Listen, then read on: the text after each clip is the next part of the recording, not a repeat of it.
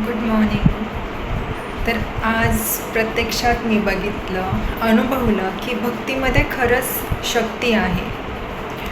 म्हणजे कंटिन्यू पाऊस सुरू होता 2-3 दिवस.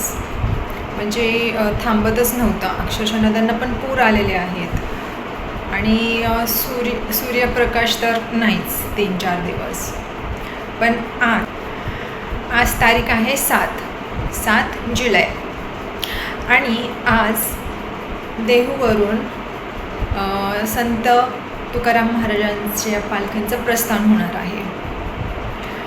तर मला हा खूप एक चमत्कार वाटतो आहे मला तरी, की वारकऱ्यांची खरंच इतकी श्रद्धा आदल्या दिवशी असणार, आदल्या रात्री त्यांनी इतकी विनवणी केली असणार पांडुरंगाला, की हे पांडुरंगा पाऊस थोडा तरी थांबू देत.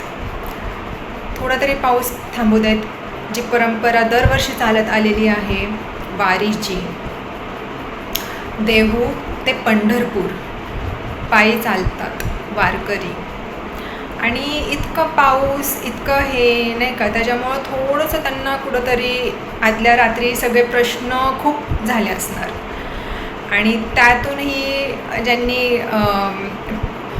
ठरवलं असणार की बाबा वारीला आपण दरवर्षी जायचं, 1 महिन्याआधी 2 महिन्याआधी, अचानक एवढा पाऊस सुरू झाला आणि मे बी नाही का आता एवढ्या पावसामुळं कुणी मन निराश झालं असेल किंवा कोणी जायचं पण टाळलं असेल, पण मनात त्यांच्या कुठंतरी भक्ती असणार 100%.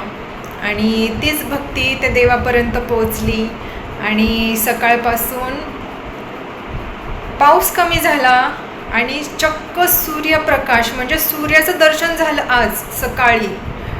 ओ माय गॉड, मलाच एवढं आश्चर्य वाटतं आहे की खरंच देवाची किमया आणि भक्ती, आपली प्रार्थना आणि आपली विल पॉवर आणि आपलं डेडिकेशन हे किती स्ट्रॉंग असतं. तर हे मी अनुभवलं. आणि येस, मी देवाला मानते, जगात देव आहे, आय नो. आणि खरंच भक्तीमध्ये शक्ती असते. तर आज आहे 7 तारीख, म्हणजे आपल्या संत तुकाराम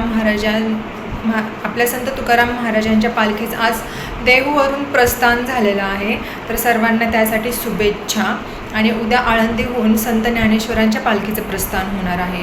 तर सर्व वारकऱ्यांना ऑल द बेस्ट आणि सगळ्यांनी काळजी घ्या आणि पायी तुमची पंढरीची यात्रा एकदम सफल हो.